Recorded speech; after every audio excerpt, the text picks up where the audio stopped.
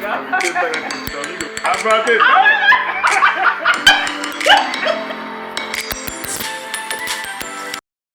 Yes, we have 2 kids. Should we have another one? I don't know. I'm a little on the fence about this. I love to practice, Doc, but I don't know about the results. They keep coming. I don't think you need any more practice.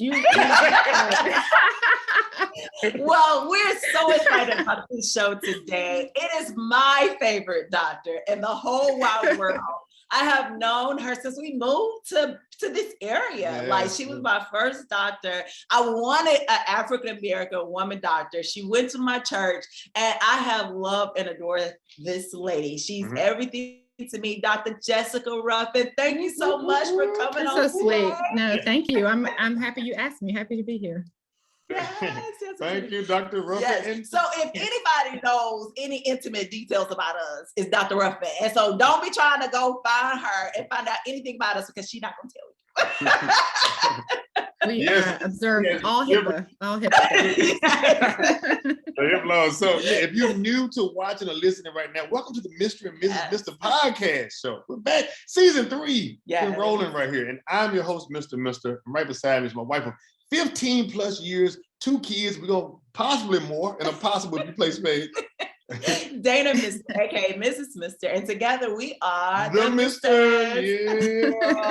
Yeah. Like you said, a special guest today. We're going to get into it. Doc, with no further ado, tell us who you are. And some people may be wondering, what is an OB-GYN? Can you tell us what is it? Because some people may say you also take care of the babies, so versus, what's the difference? Yes. Well, that's a common question. People think that I'm a baby doctor, but an OB-GYN doctor is a doctor who practices obstetrics and gynecology. And somebody who's gone to medical school, and then they have an additional 4 years where they specialize in obstetrics and gynecology. Now, obstetrics, of course, is the care of a woman during pregnancy. That's what I was going to ask you. I was like, just in case I know, but just in case somebody else doesn't. Just to break it down, for care throughout the pregnancy, taking care of both the mom and the baby. Technically, an obstetrician has 2 patients during pregnancy, the mom and the baby, and then the delivery and postpartum period. And then a gynecologist is a doctor who treats all issues of the female reproductive tract. Now, some gynecologists will also do a little bit of primary care, and some people tend to, only do straight GYN. That's just dependent. It's doctor dependent. People do it differently.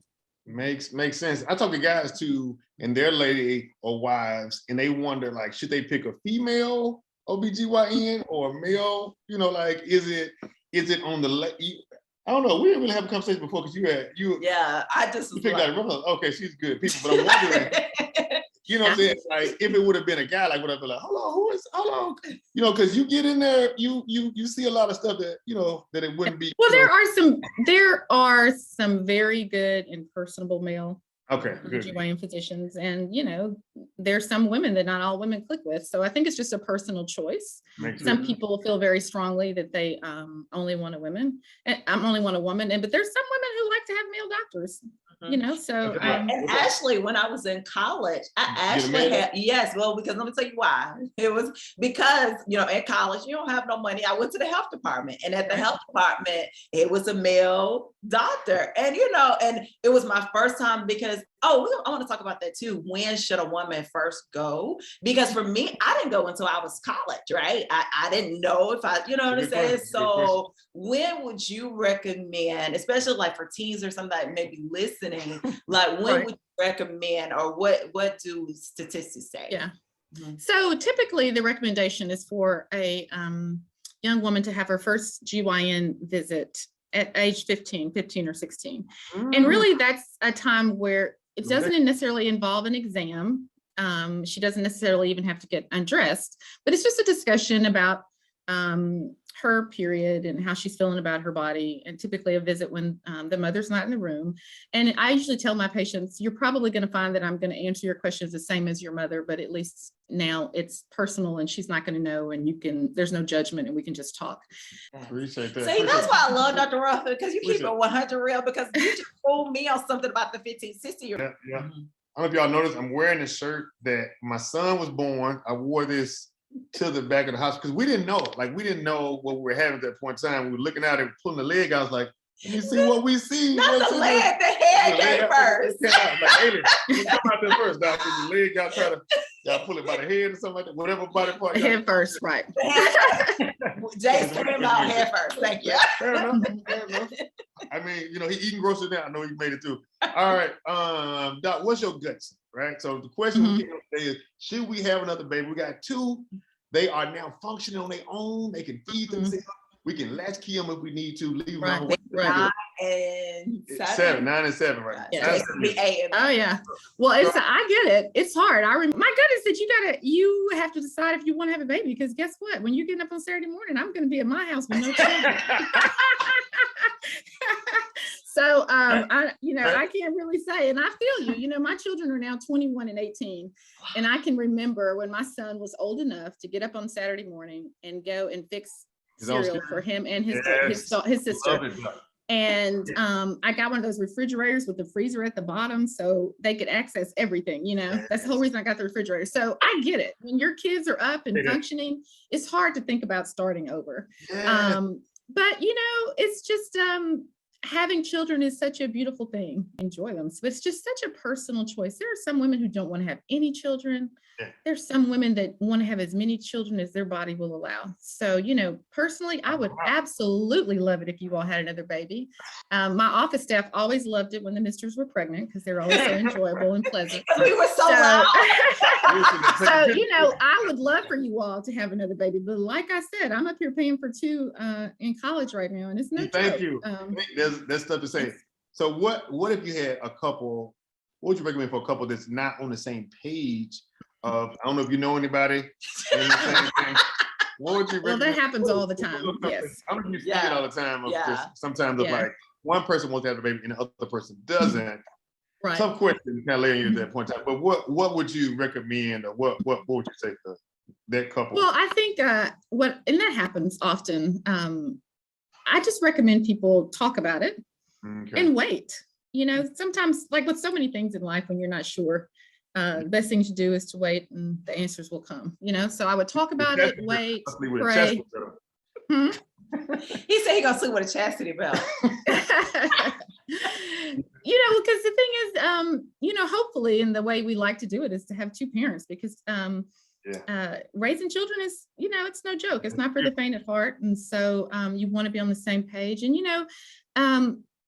to be real, marriage can be stressful for other reasons. If you look at a lot of the reasons that relationships and marriages are stressed, it's money, time, lack of intimacy, and having a child affects all those things, right? So it's affects. I mean, there's a whole host of reasons, but having a child is beautiful because we love our children, but it also is an adjustment and it's a stressor. And so, like anything, when you're going to enter a stressful time, it's better to kind of shore up everything and be sure that you're strong and on the same page, because facing it together is always going to be easier than being divided at the time. Makes so sense. I think that I basically didn't give you an answer other than that's good. I guess you guys will figure it out. Okay. Good way of sliding. That was a doctor way. I like it. I see it about you. Okay, and this is I don't know how to say this. I'm just going for women who are approaching a certain age, like, are there any risks? And then at what age, let me just ask that, let me just throw it that way. Let me ask it in a form. At what age do risks start to happen? Is it through health? Is it through just age itself? Is there anything? Basically, what he's trying to say, Dr. Ruffin, is I'm going to be 39 this year and I'll be hitting 40 this year. Which I think you look beautiful. I got no problem with it. I'm just trying to, for other women who may be listening, say, you know what? Maybe I think that's a common question. People always say, Dr. Ruffin, am I too old to have a baby? And, if you're still having periods and you can get pregnant and God sees fit to give you a baby, who am I to say you're too old to have a baby? Hello. Now, I will say that what'd you say? He said, hello, Sarah. Right. So I will say that, a woman's prime fertility years really are her late teens to late 20s, right? So, and then, nowadays, most people have their babies later than that. But after that, once you're in your 30s, you tend to have a decline in your fertility. That happens. But now, having said that, you can definitely still get pregnant.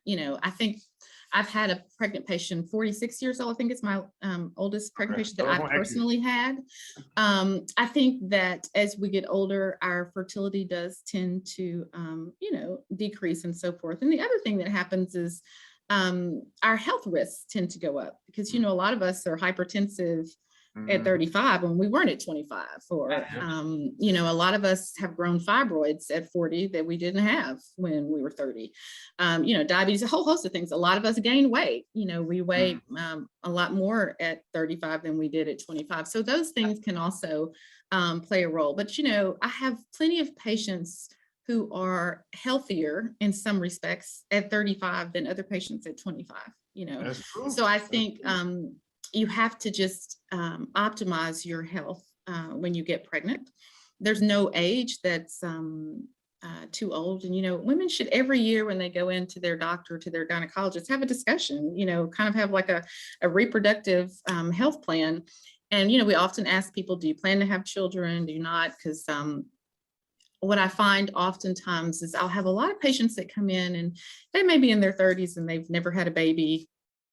And let's say they'll have fibroids, and the doctor will say, well, you don't do anything with your fibroids until you have your baby. But then by the time I see them, their fibroids are so big that there's no room for a baby, or their fibroids have started to block their tubes, and so I think it's important to assess your fertility as a young woman. And, people ask all the time, is there any reason I can't have babies or whatever? And so I think it's something to discuss long before you have the husband and you want to get pregnant right away. It's an ongoing discussion to maintain your fertility. And that can be a whole host of things that play into that, whether it's your medical conditions or structural things such as, fibroids, different things. And a lot of us, I know, our moms have had fibroids, our aunts and so forth. And so it's important. It's important to know your status, especially if you're going to wait and have your babies older. So it's something to have an ongoing assessment of and not just wait. But, there's not an age too old to have a baby. Now, you have increased risk of like chromosomal problems and so forth as you get older. And now women can get tested for chromosomal problems at 9 to 10 weeks and no early in terms of that. So you do have a higher risk of those as you get older, but it's still a low overall risk. I think when a woman is 45, she has a 1 in 35 risk, which is a strong, difference compared to a woman who's in her 20s and her risk is like 1 in 1,500. So, you do have an increased risk. The other thing you have an increased risk of is twins, as women get older. That's something for y'all to think about.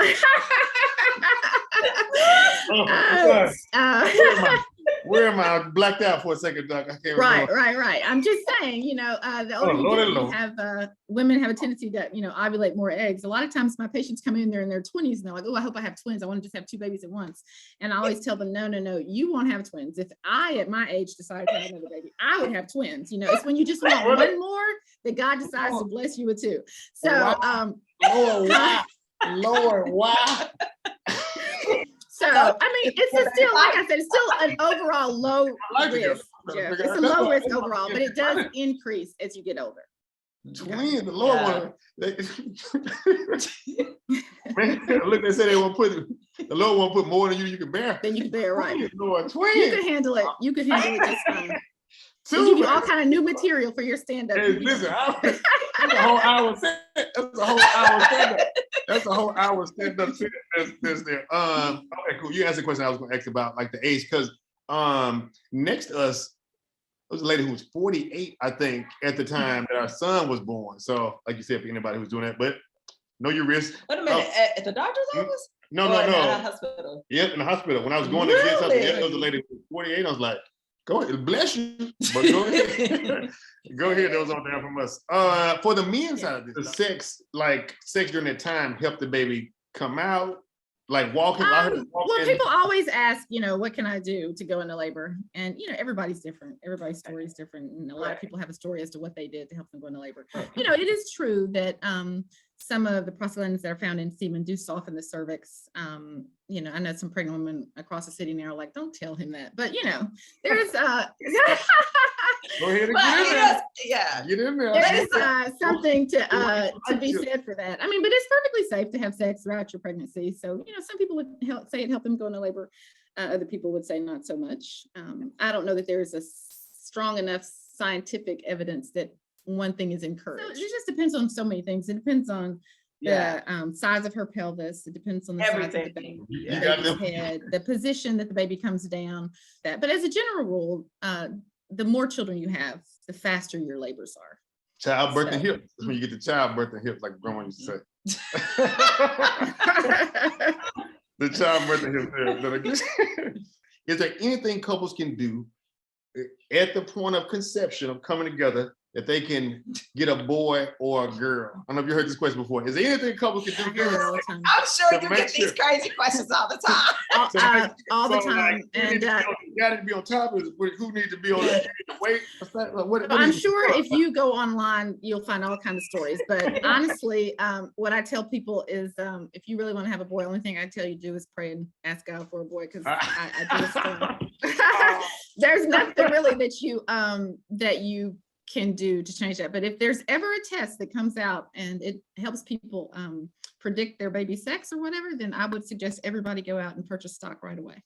It's gonna blow up. And I already have mine. I will definitely have purchased mine already. So it would be very popular if that could happen, but that has not yet been the case. And for a lot of people, they consider that a ethical dilemma. There's probably not a lot of research or investigation being done into that right now, because you know, people tend to look down on gender selection, like I think they did in China years ago. I was meaning more in terms of, is there a way? I know, positions and stuff. I know what you want. Yeah, so maybe you should just look back to whatever you did when you had Jason. Because you reading my mind. I did the science myself. I was trying to first hear what the research said. If you come from the side, I think God it just happened the way it needed to happen. Like, yes, and you come from the. Anyway, that's the next question. I'm trying to help somebody. Yeah, I mean, if you find something that works for you, then share it with me, and I'll be happy to pass it on. Yeah, I'm here to help. I'm just trying to help others. I appreciate that. I appreciate it. Maybe we can patent it or something. I'm sure people who have all girls have tried it every way. I'm sure people who had all boys and have tried it every way. You know what I'm saying? So I just think it's the way that it happens. Y'all gotta flip that thing. You had 3 girls.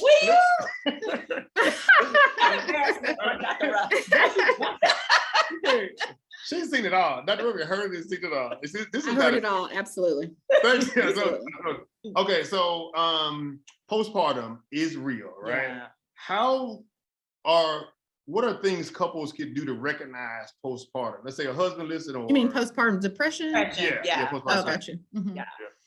Yeah, I think the biggest thing to do is to know about it beforehand, to realize that it is something that's there, and something that does happen to women. And I think as a general rule, just after you have a baby, just the hormonal changes that you have, you're sleep deprived, there's a reason that in the military sleep deprivation is a torture technique, because it is a miserable feeling to not have sleep, and it magnifies every problem that you have, So I think to a certain extent, postpartum period is an emotional time period, right, for all women. And so we say like those first couple of weeks are just kind of adjustment. We call that kind of the postpartum blues, like everybody kind of gets it. But, you're still functioning, you're still smiling, enjoying life, enjoying your baby. But then after that 2 weeks, if people are persistently feeling sad, I tell my patients all the time, when you've had a baby, that time period when they're little is so fast and they grow up so fast. And I don't want them to miss out and not enjoy every minute of it, And so if they feel like they're more sad than they are happy, if they feel like they're not enjoying the experience, if they're particularly tearful, and sometimes they don't even know why. In extreme cases, people have had images of hurting their baby and or hurting, themselves, all those things. And some people even get to the point that they have postpartum psychosis and they hear voices and things like that. And it's just, I think the best thing for women to know is leading into it before you even have your baby, that is something that happens. Don't think that you did anything wrong. I think women are very sensitive about it because they don't want people to think that they don't want their baby, especially people who've tried really hard and, and they have friends and family members who can't have babies or whatever, and they feel so guilty saying that they're sad, And so I just try to remind women that it's nothing in your control, and it definitely doesn't mean that you don't love your baby. It's just a hormonal thing, and it's something that happens. And encourage them to talk to their family members. And a lot of women, even before delivery, in the past have been on anti-anxiety medicine, antidepressant medicine. And when I see that in my patients, a lot of times I encourage them to go ahead and start some medicine in the third trimester to transition them, because it's always better to not need it and stop it than to try and get started late, because those types of medicines you really have to have in your system for a couple of weeks before you get full benefit.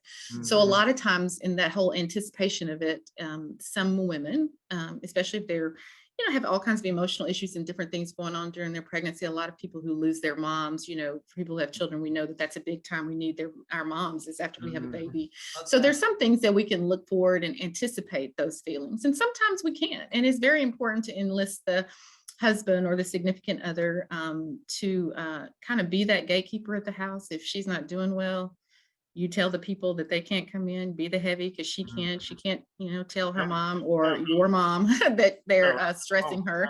And so, the husband really has an important role of, knowing his wife and knowing what her norm is and knowing that she's not happy and making her feel comfortable in saying that she's not happy and encouraging her to get some help.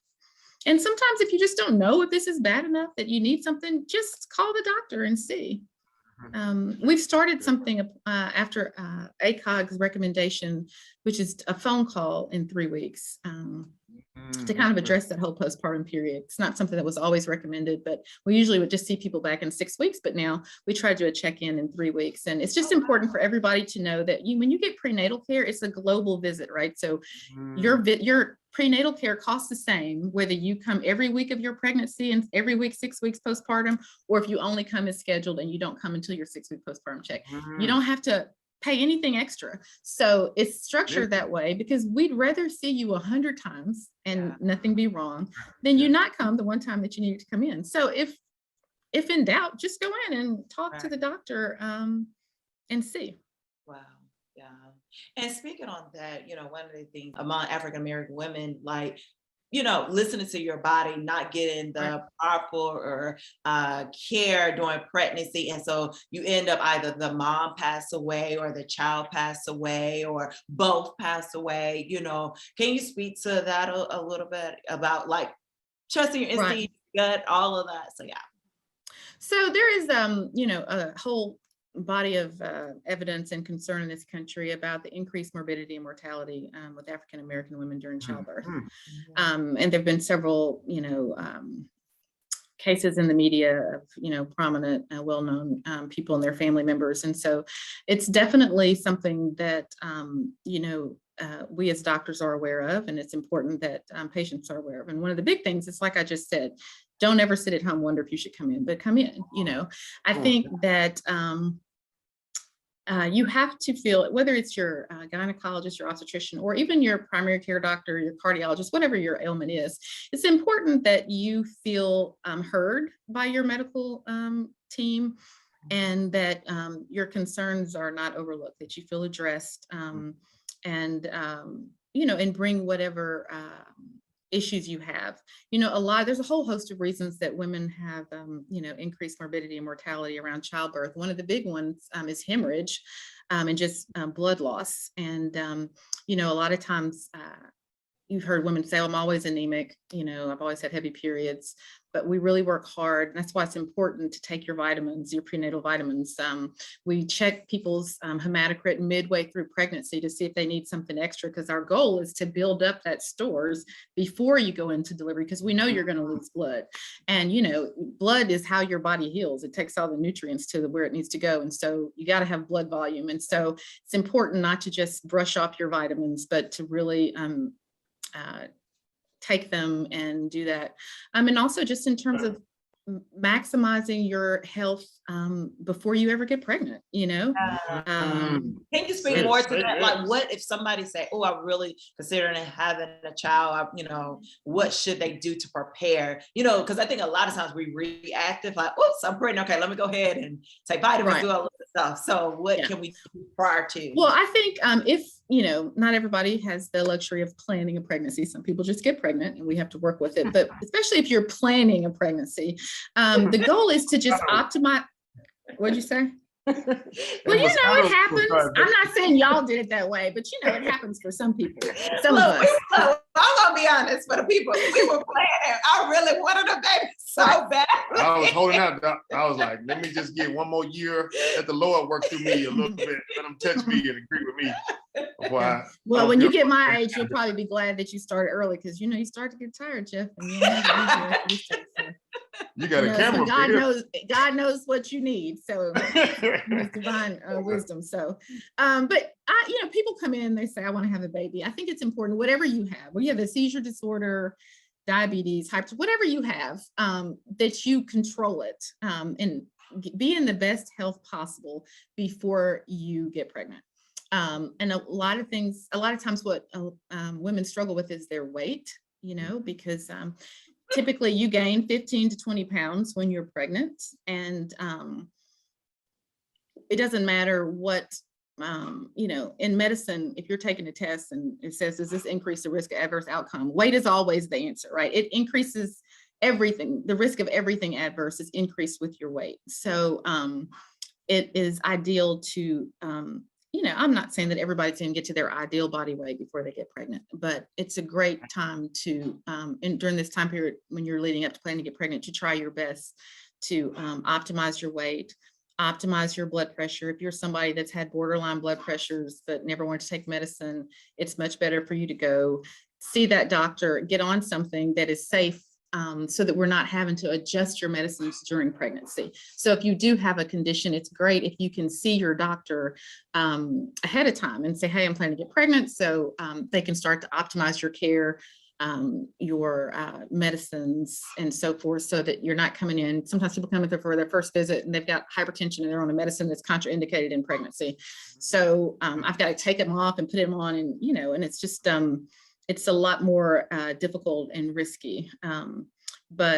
So really you just want to be as healthy as possible. And I'm not saying that you can't have a baby if you've got medical conditions. Absolutely you can, and we'll work with it. But it's just always easier if we can start off in the best situation possible. And especially, like I said, as African-American women, and we know that we're having this increased risk of morbidity and mortality, we really want to take a look at that. And also, let me just say, I think it's important not only for women to be their own advocate when they're coming to the doctor, but also to have that person that's going to be their advocate while they're in labor, you know, and in delivery.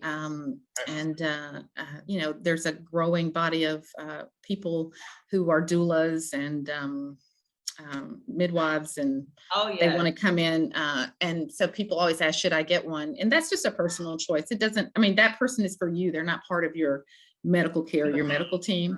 I think I usually tell my patients when they have a husband, it's like, hey, you got a husband, he's going to be your best advocate. And also I think sometimes they bring in the doula, and this is not always the case, but the husband tends to feel pushed to the periphery. I think if I haven't seen a husband throughout the pregnancy, it's really nice to see him at the end, you know, or at some point, so we can have a discussion and feel like that's going to be a good team for you. But, you know, if you don't have somebody, then by all means, there's people that you can hire. Sometimes people feel more relaxed going into it if feel like they have somebody that's going to be there with them and to be their advocate. And for some people that have particular concerns, they can have a birth plan. We don't necessarily recommend that. But for people that, if it's going to make you feel better on the day you come into labor and you've kind of laid out your wishes, we have people bring it in, we send it up to the hospital, make it part of the record. Please don't make it, this thick or whatever, but it's something that, your anesthesia and nurse on the labor hall can know what your wishes are. And I would have already gone through it with my patients and said, oh, we can't do this, or we can do this, but you can't have that. So that, if it takes away a little bit of the apprehension the day of, then we can do that. Yeah. No, I'm laughing because it's so funny. It's so funny because most of my friends, we talk. And so most of my friends, I think we all because, you follow the apps, especially the first shot, right? You follow the apps, you go into your doctor, it's like, okay, let me get this birth plan. But I promise you, it never goes. It never does. Yeah.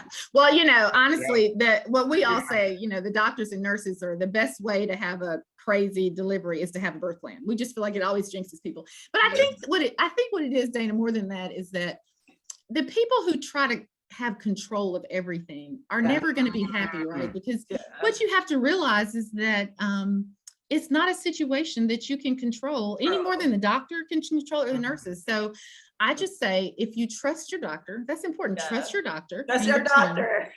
Yeah, and your team. And speak up for yourself by all means. But the worst thing a woman can do is to come in and say, I am going to have this type of delivery, and this is going to happen, this is going to happen. I'm not going to have a C-section. Maybe out by noon. And I tell my patients, the only person that wants you to have a C-section less than you want a C-section is me. I don't want you to have a C-section, but everybody wants a healthy baby, right? But nobody wants a C-section. But sometimes you got to go through the C-section to get to the healthy baby. So you got to do what you got to do, Right. Yeah. Yeah. I love that. Yes.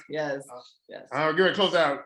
Quick question though, Doc. The 6 weeks, is it necessary? Can you go to the well before the 6 weeks? I know y'all say 6 weeks, they left like, don't touch nothing. It's like the mom in the store. Don't look at nothing, don't touch nothing, don't ask for nothing for 6 weeks. Well, 6 weeks, everybody. There's plenty of people, Jeff, that come to the doctor on their 6-week checkup and they're pregnant. And they're pregnant again. So obviously, there are plenty of people who don't wait 6 weeks. So, of course, that's a personal choice. If someone had a delivery and they feel great and comfortable enough and they want to have sex sooner, then, who am I to judge? But I will say, for women who have had C-sections, we like for them to let that uterus heal at least a year before they get pregnant again. And I think the thing about 6 weeks is it's often been that long since, you don't see the doctor until then to get on some birth control. But there are some patients who know they're not going to wait 6 weeks and they request their birth control before they leave the hospital. And I think that's great. So I just, I think that is a question that is left up to the patient. And I always tell my patients, whatever you tell him I said is what I said. Hold on. Let me come in there. What y'all talking about in here? If you weren't there, Jeff, then whatever Dana said, I said. That's what I said. Man, that's crazy. Okay. All right. Thank you, Dr. One thing you learned today before we close. What's one thing you learned? Oh my goodness, so much. Like, I learned that I want another baby, so I can go see Dr. Ruffin more often. I'm sure you can stop by. You can volunteer. Jeff's like, why can't y'all just go to lunch? Well, inquiring minds want to know, are the mistress going to have another baby? Okay, so I really want to have another baby. I do. I don't know. I've always had this thing, even I wanted to have 3 or 4 kids. Like, that's always been that's been me. So, and I just feel. And you shared that with Jeff before you got married. Absolutely. That was Jeffrey. He also wanted 3 or 4 kids. So that's what I'm like, why are you changing up the plan on me? Like, it's a fluid. So Jeff, why are you flipping the script now? It's a fluid plan. It's a fluid plan. I learned a lot about the thing today. I think it's changed script because it's trying to find a balance of, like you mentioned before, it is a cost. I'm a more efficient person. I'm more of a cost efficient person. And, it's the time. You got to start back. I've trained, how hard I've trained these these jokers I got in here right now. And so, and then. Like well, but when you've already trained some, they'll help you train the others. And I have a lot of patients, Jeff, they come in, they're like, well, we just got to get this done and get that done. And, everybody wants to plan and the perfect time to have a baby. And the reality is there's never a perfect time. Life happens.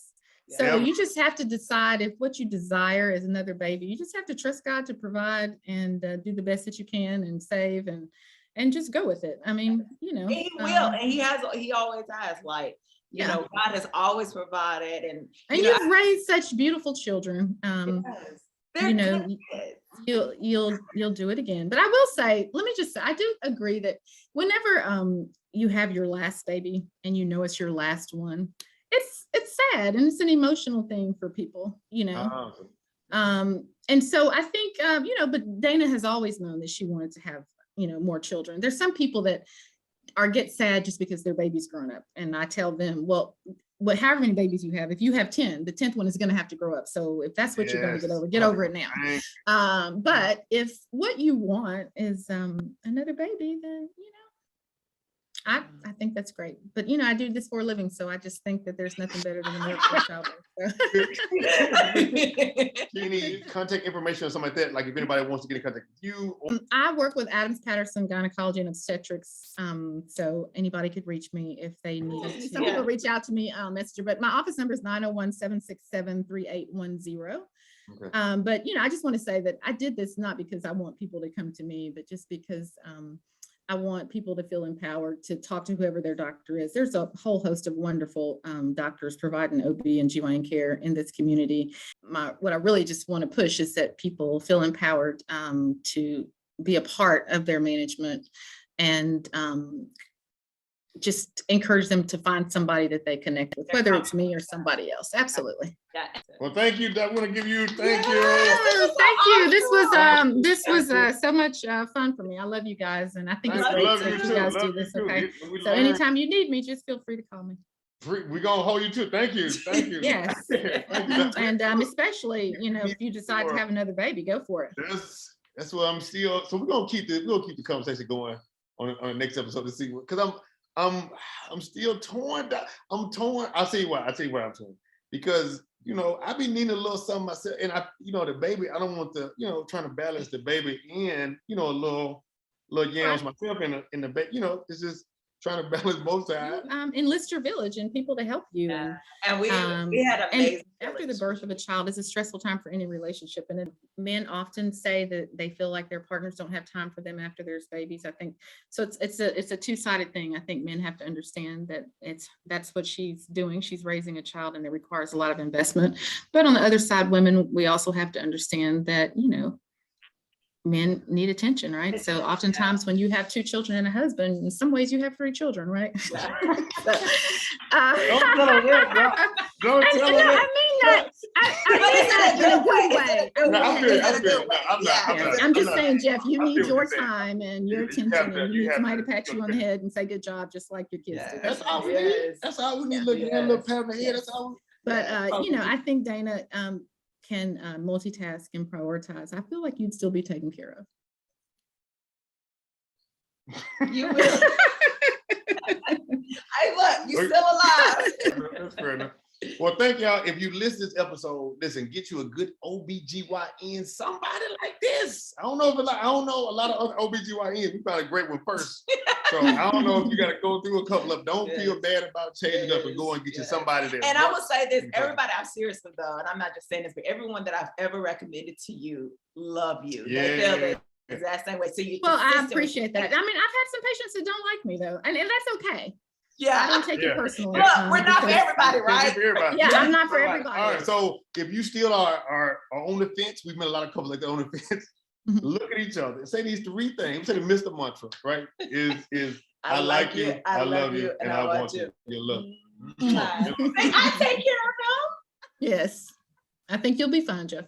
That's the same thing. I kind of told Tina, don't you eat the cake, girl. But appreciate you, Dr. One more time. All right, anytime. Thank you for listening or watching, however you are. Make sure you subscribe, and make sure you take ownership of your health, especially if you are thinking about having a baby again, or first time. you ask these questions with your OB-GYN when you kind of, talking and get that feeling. If it doesn't work, move on to the next side. So, yeah. So thank you, Dr. All right, anytime. You all have a good evening. All right, you too.